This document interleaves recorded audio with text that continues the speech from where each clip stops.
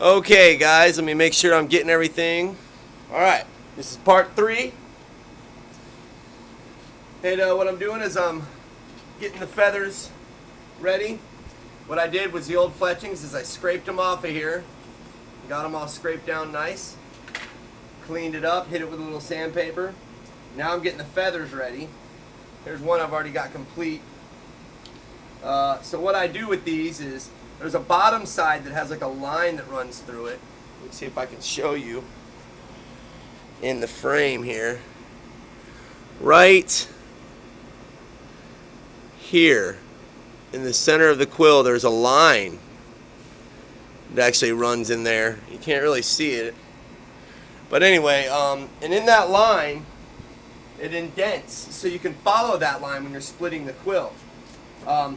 Turkey feathers, you can actually just peel off the membrane that holds the veins on.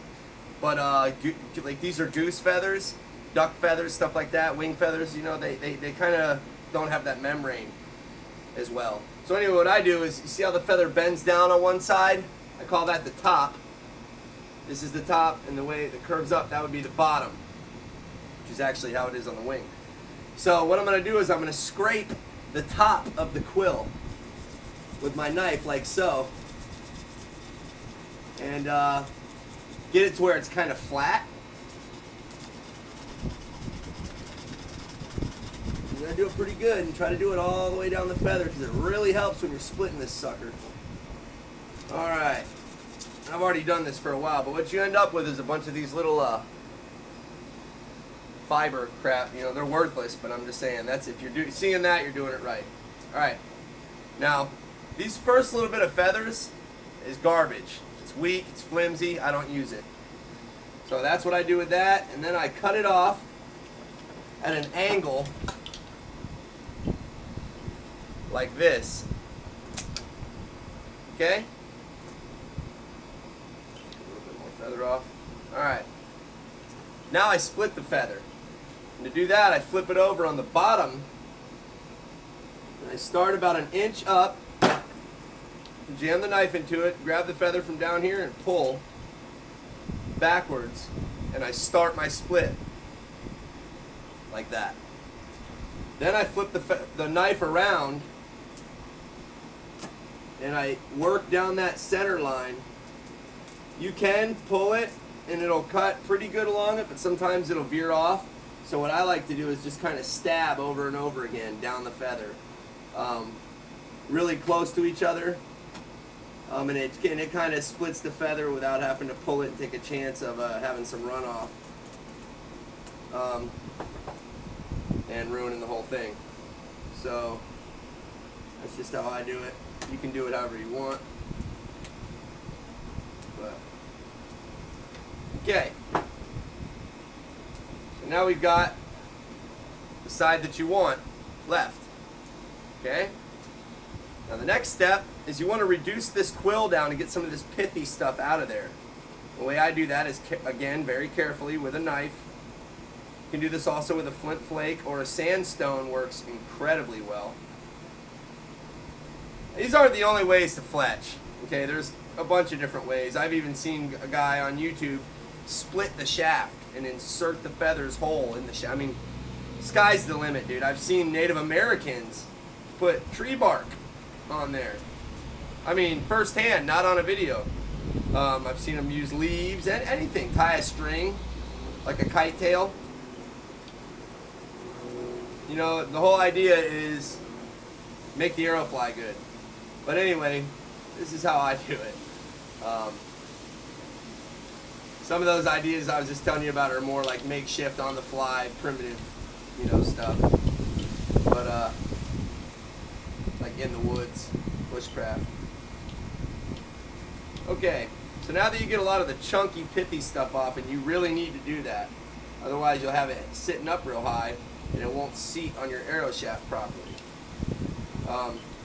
The more precautionary steps you take, the better your arrow comes out. The better your arrow comes out, the better your arrow flies. Thad Beckham from Beckham Outdoors, I bought his DVDs, Native Arrows and Points. Which, by the way, I just got to take a second and say, if you're really into this and you want to make some like Native American arrows and bows and stuff, get his DVDs. The guy is great. He's very informative. He goes step by step. I'm going to give you a list of people right now that I'm into on YouTube that I've learned all my stuff from. Thad Beckham, Billy Berger, Allergic Hobbit. When it comes to flint napping, I haven't found anybody better than like Allergic Hobbit, Paleo Man Jim, I think is how you say his name. There's a bunch of other ones. I don't want to discredit anybody, but Allergic Hobbit's one of the best flint nappers that I've seen. I've learned everything I know from him. What else? Who else? Let's see. Thad Beckham, Billy Berger. Oh, Mike from Boyer Bows. He's a good bowyer. I mean, let's be real. And let me go back to what I was about to say about Thad Beckham, which brought this up to begin with. In his new DVD, Native Arrows and Points, he talks about, there's a segment on there called Ugly Bows and Beautiful Arrows. And he takes an old stick bow, piece of garbage, kind of like how I made this Hoko knife. I just grabbed a piece of mulberry, split it, bada bing, bada boom, wham, wham, wham. He makes a bow like that, not out of mulberry, but, he makes a bow, and it's not that good looking. But he shoots really good arrows out of it, and the dude is surgical. I mean, he's hitting little tiny targets from 30 yards away with this crappy bow. And it just goes to show you that we need to spend a lot more time on our arrows. It is good to have a beautiful bow and a good shooting bow, of course. But a lot of primitive people, they neglect their arrows, and their arrows are very important. If you asked me, if I was out in the woods and I had to choose really good arrows and a crappy bow, or an excellent bow and really good arrows, you can't make your own stuff. You have to take what we're giving you. I'd choose the crappy bow and the really good arrows. Arrows are what does the killing. Anyway, back to what I'm doing here. So now that I've worked down that pith, I'm going to take some sandpaper and smooth it all out. And I'll start that by doing this. A real good way to do it is you can take a sandstone like this, and you can just, if it's a big enough sandstone where it stays put, or you can stick it in between your knees. You're probably not going to be able to see this in the frame, but you can stick it in between your knees and just kind of rub the feather. But because of the video, you're not going to be able to see that. So I'm going to just do it with sandpaper. I could also do it holding the rock, I guess, like this. But sandpaper's faster. Like I said in my last video, primitive peoples, they didn't have a clock that they were watching. They didn't have time to bother them. There was no hurry to get anywhere. Or I'm going to run out of memory on my phone. It wasn't like that, Anyway, so once you get this feather all smoothed down, then you want to trim it to get it right. And the way that that's done, or the way I do that, okay, is the easiest way is a pair of scissors. The primitive way would be a piece of obsidian or chert or flint. But, alright, so I get them cut down. This is how I do it. I get them cut down to their size as far as how tall the veins are going to be. Okay?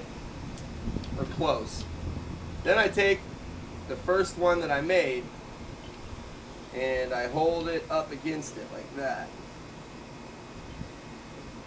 And I don't line up the quill, I line up the feathered part. Then I make a cut just through the veins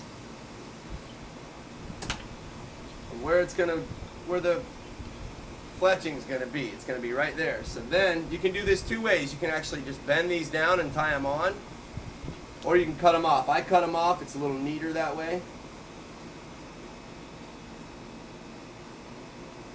Again, this can be done with a flake. Was for thousands of years. Alright, now just straighten up that cut a little bit. And that doesn't matter that much as far as how straight and perfect these cuts are, but I just found that they look prettier when you take your time on them. And the more you take your time, I'm serious, the better these bows are going to fly, or these arrows are going to fly. So there's two ready to go fletched. I could work this one down a little bit better,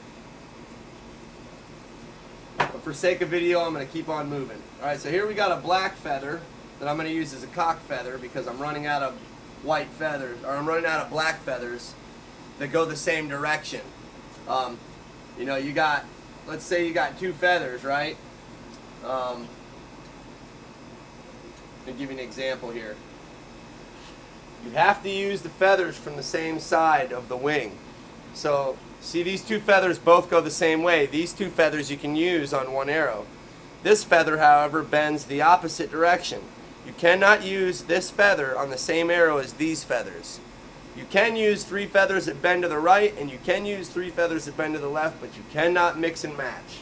Your arrow will not spiral properly. The feathers will not have a helical twist on them or a propeller twist, and they will mess your arrow flight up. So anyway, I've already scraped this one down, and I saved this one for last so I could really explain it. This, obviously, the quill was black on this. I've scraped it down to the white inner quill. These are dyed arrows from Hobby Lobby. I mean dyed feathers, I'm sorry. So you scrape it down, and you get into there to where you want to be.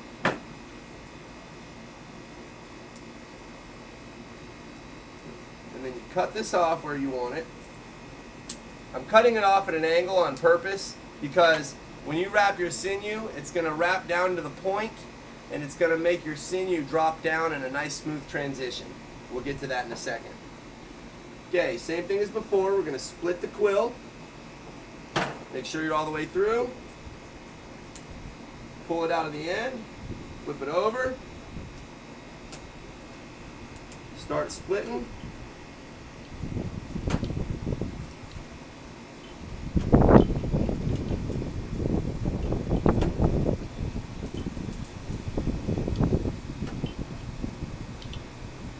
Now this arrow's already been cut to size, so I have to be really careful. I mean this feather.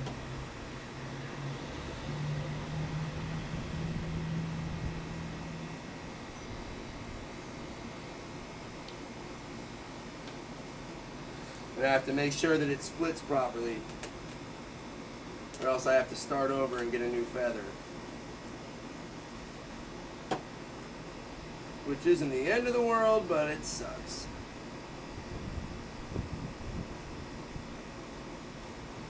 Woo! Okay, I did it. Barely. Alright, let's get that out of the way. Let's get this pith material worked down. Mainly the front of the arrow is super important. It's the fattest part of the quill, and it's where the feather first hits the bow or your hand or whatever. So you want to really get that part worked down well, the front of the feather, the quill. Once you get to that point, you're okay. Another thing is you got to be really careful, man. If you cut through this, you got to get a new feather. Alright, so now we're at the point where I'm going to sand it.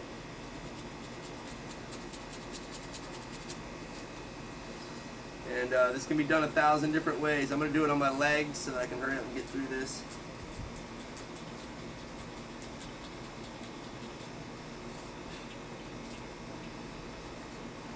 I got a rough spot right there, mate. Alrighty. Almost done. Turkey feathers are great. It's like they're made to fletch an arrow. They really, it's incredible. Anyhow. Fix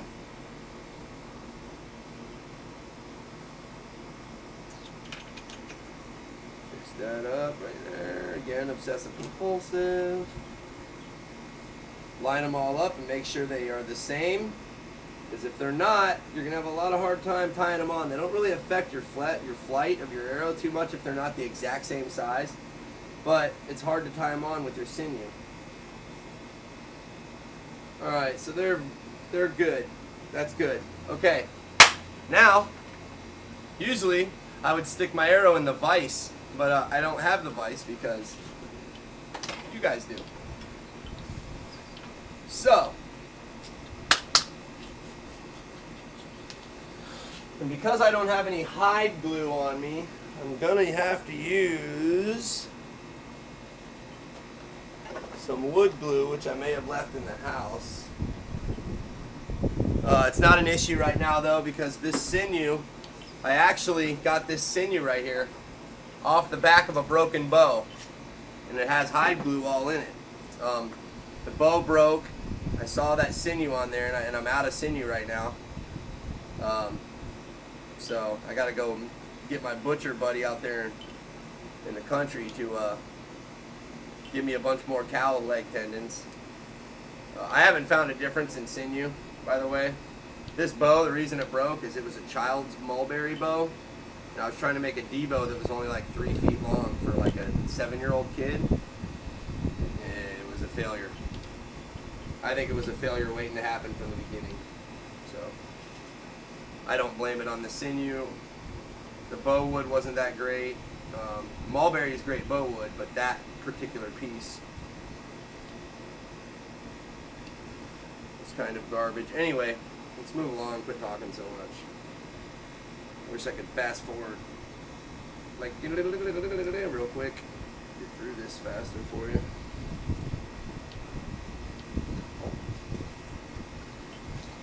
Any good?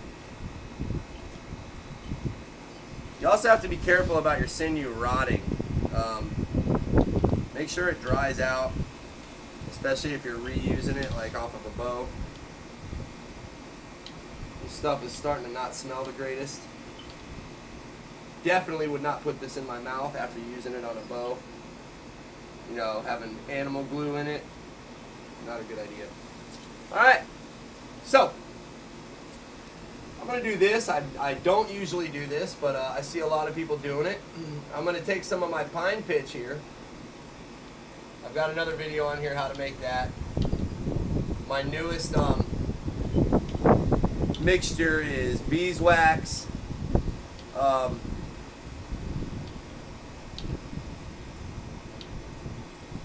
pine rosin, some wet pine sap off the tree. The difference between pine rosin and wet pine sap is pine rosin has been dried out with no oils in it, and pine sap still has turpentine in it. So, yeah, rabbit poop, and that's about it. And that seems to be a really good mixture. Keeps it nice and workable. It doesn't get hard as a rock immediately like a lot of the mixtures that I've made in the past did. I mean, some of them were unusable. You can see that's like still gooey. Oh, now it won't be.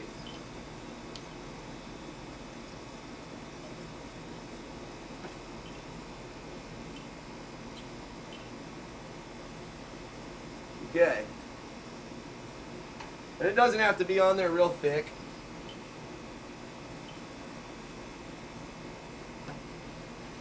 Just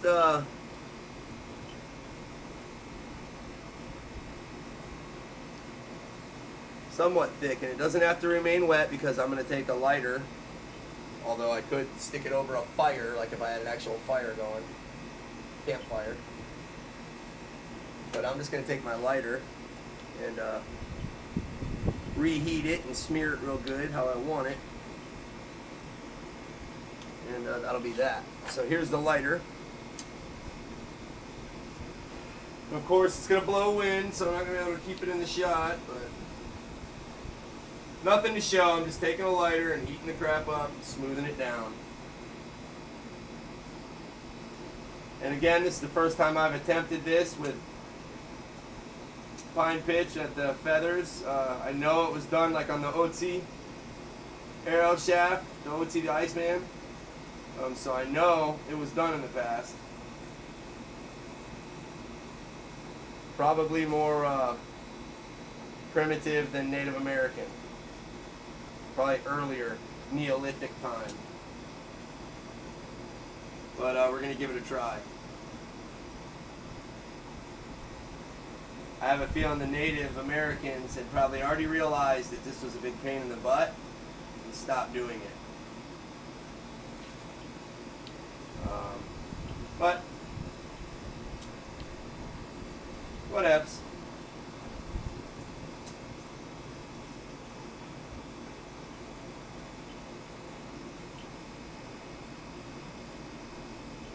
There's also another couple of other pine pitch recipes out there you guys should check out if you're into this stuff, like Cutler's resin. It's pretty cool, and it stays malleable for longer than regular pine pitch. Alright, so now I'm going to tie the feathers on there, and then right as I go to put them down, I'm going to heat some of that stuff up, and hopefully the feathers will stick to it. Alright, here's a piece of sinew, get it wet. And we'll start with one of my white ones. They're going to be the regular ones, not the cock feather. Alright, so the way I do it is my first two feathers, not the cock feathers, I line up one at the top side of this side of the knock, one at the bottom side of this side of the knock, and then the other right in the center of the knock over here. I'll show you in better detail here in a moment. Again, the pine pitch is not necessary. Just wanted to do it because I saw it done on a video. Oh, there's another guy that I watch a lot. Forgot to mention, Sean Woods. That's who I learned the pine pitch on the feathers thing from. He does the Otzi the Iceman arrow in one of his videos. So sorry about that, Sean. Should have gave you your props. You definitely deserve them. And anybody else that I forgot about, don't worry, I probably do watch your videos. Those are just the ones that I refer back to often.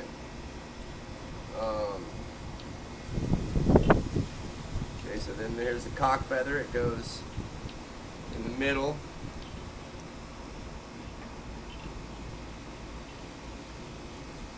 It helps when you got like some backstrap sinew. These are leg tendons from a cow. If you got backstrap tendon, it tends to be a lot longer and cleaner. But you got to work with what you got.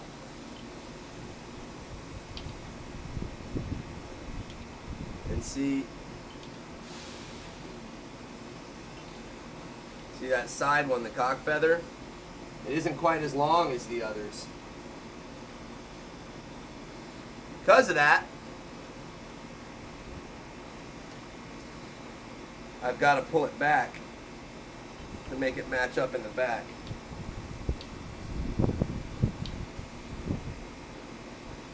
This is what I was talking about earlier, about trying to make sure that they're all the same size. It really matters. Okay, now I've got the front on. Use a little bit of this glue. Titebond regular, non-waterproof. I do use waterproof a lot, the Titebond 2, and I don't really use Titebond 3 very much. I just don't like the way it discolors everything. But that's another video entirely. Okay. So now your arrow should look like this. Now I'm going to try this pine pitch crap out here. If I can get the wind away.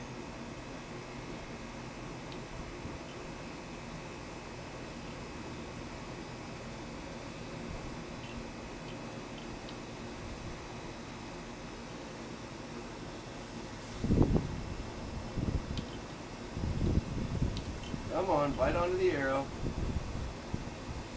Or the fletching, I should say. It's not really doing what I thought it would.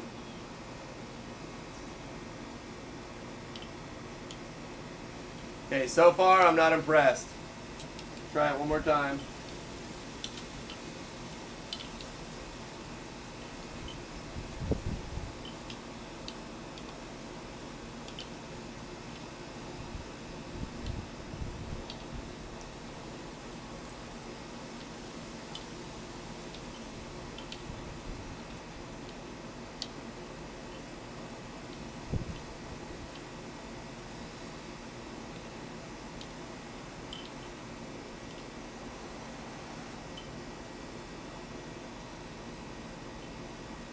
Okay, I guess it held it.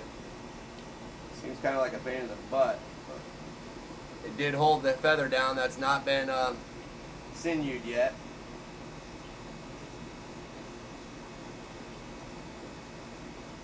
And it may come apart when I heat this. And I just burned my other feather drastically. I'd say don't do it. It really seems like a big pain in the ass. Now I have to make a decision. Leave my feather on there like that or take it off. Put a new one on. Because I just messed it up.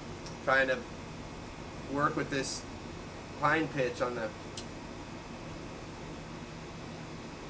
the arrow shaft. I think I'm just going to leave it on there, but yeah, I don't think I'm a big fan of this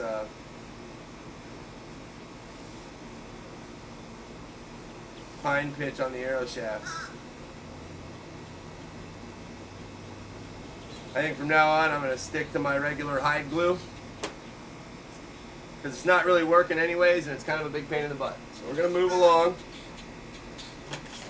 And actually I'm going to scrape some of this crap off of here if I can. Because I'm thinking, I like my arrows to be pretty light in the back, and it's probably just going to weigh them down.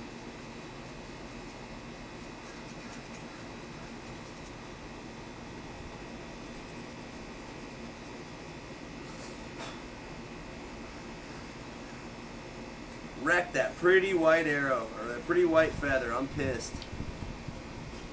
No, I'm not. It'll still fly great, and that's all that matters. Alright. So let's get some sinew out here. Alrighty. And let's split it so it's a little thinner. That's a really thick piece. Let's split it down some more. Alright. So now let's tie these back fletchings on before the video is up at like 9,000 minutes. Okay. So, since that one's already glued down, we'll start with that one. Now, I make sure that they're lined up in the back.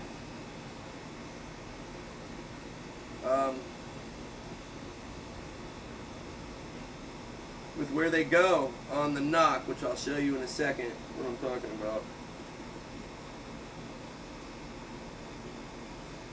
That one is not at all. There we go.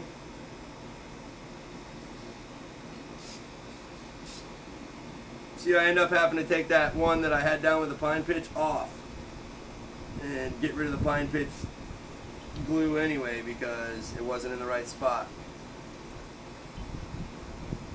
Animal glue gives you some time to work with it, so if I was rating this whole process with the pine pitch on the arrow, on the fletchings, I would say, garbage. Don't do it.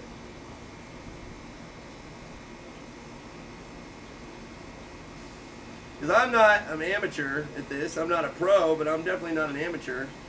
And that was hard.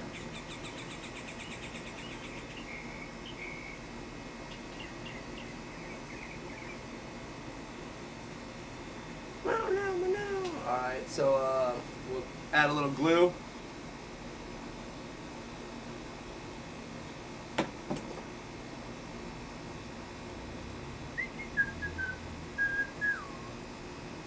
Alright.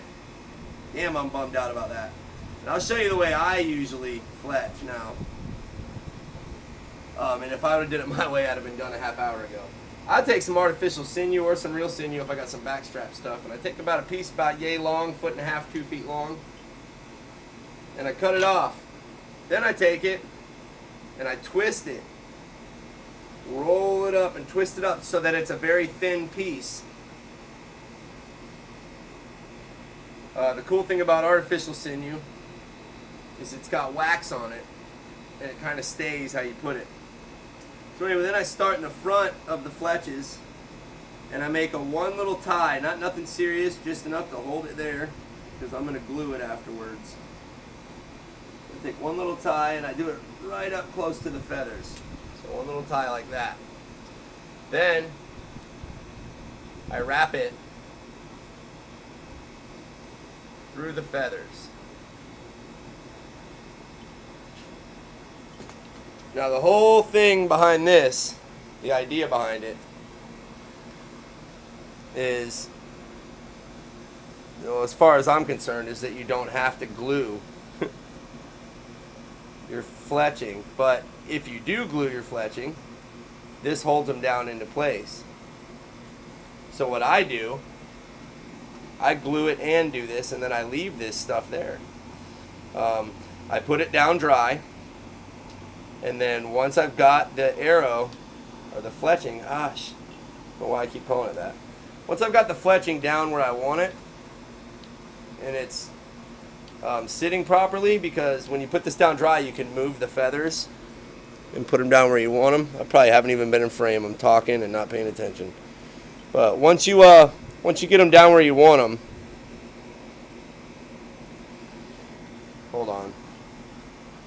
You got to make sure you don't have them things bent all over and looking like crap. Except for right there, where it doesn't matter. Once you get them down where you want them, I'm sorry, I keep messing up. All right, listen. When you put this stuff on dry, it gives you the option to be able to move the feathers around and put them exactly where you want them. Okay? That's how you do it. You go through them like that. Once you get them where you want them, then you can take some glue and dab it all along the fletch. And you get a really good, sealed, tight, hardcore feather that is not going anywhere. Like this one. I'll tell you right now, I'll shoot that right through any foam target 100 times and that feather ain't coming off. Because it's wrapped through with artificial sinew, it's wrapped on the ends with real sinew, and then I take a dab of glue and dab on each spot of the artificial sinew all the way down the spiral. It ain't moving, okay? So you can do the same thing with this once you get it lined up where you want it. Okay, so let's look down here at the end and the back here. I know that I want these guys to be moved over just a little bit.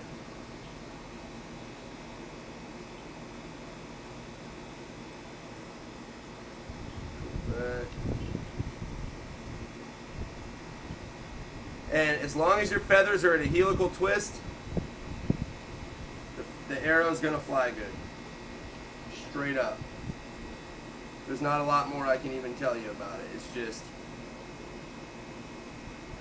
as long as your feathers are at a good helical twist, your arrow will fly good. And I can promise you that. Cut the artificial sinew tags off, the tag ends. Alright, and then take you a little bit more glue.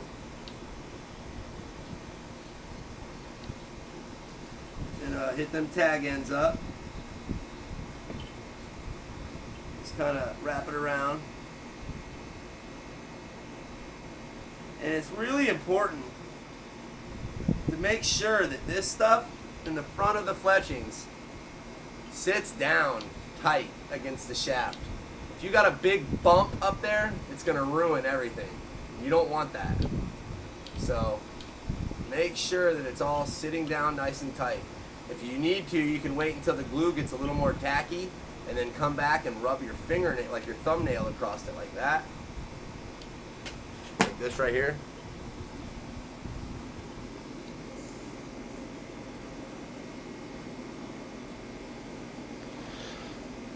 Okay.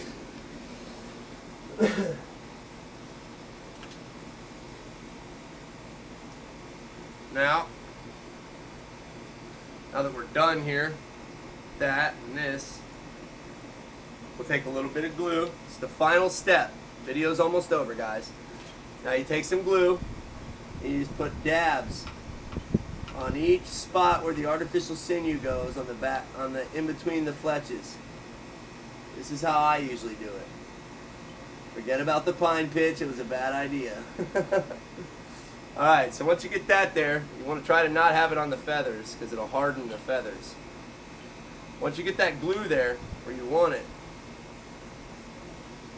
and you really want to just kind of, if you had a paintbrush it'd be great, but I don't have one.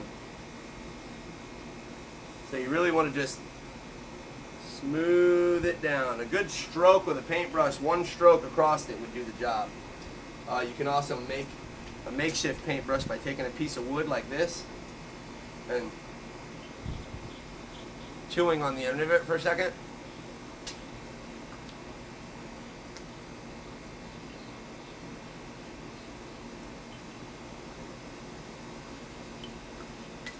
And what you're left with is a real flimsy, fibrous wood. And then you can take that. Sorry, I'm probably out of frame again. You can take that and just kind of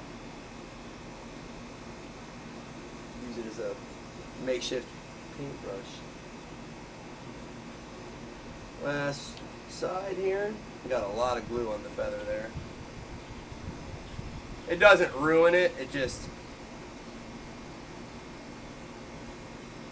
makes the feather stiff, but you can take some water like I'm doing here and take your shirt or something.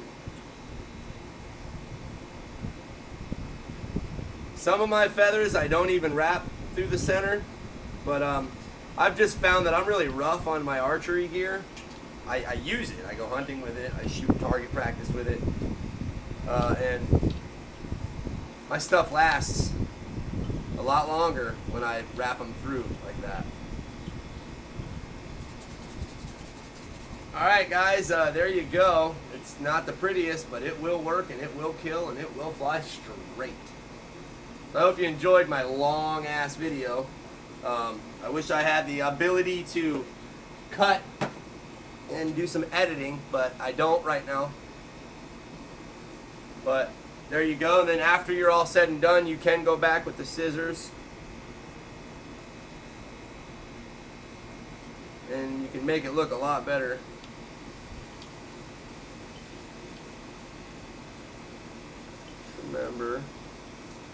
Just remember that you can kind of go crazy with the scissors and ruin it too, so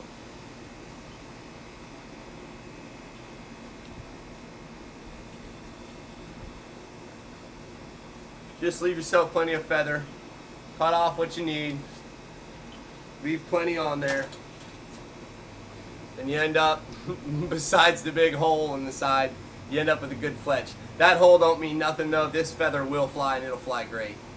I'm Jesse Rush with Fling Bows, and check out the next chapter of what I do today, where I'm going to be throwing a handle, a leather handle, on this guy. Alright? So tune in.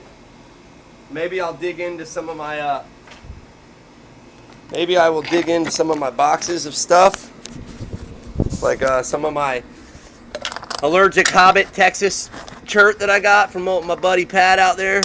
Some of this is actually mixed in from another box I've got, some North Carolina stuff, but yeah, this is a box I got from Allergic Hobbit. It's full of nappable rocks. Here's a box I got from a buddy off of primitivearcher.com from North Carolina, and maybe I'll make a knife out of that stuff. But next is going leather handle. Alright guys, Jesse Rush, Fling Bows, Primitive Maintenance. I hope you guys are enjoying watching my stuff today, and make sure you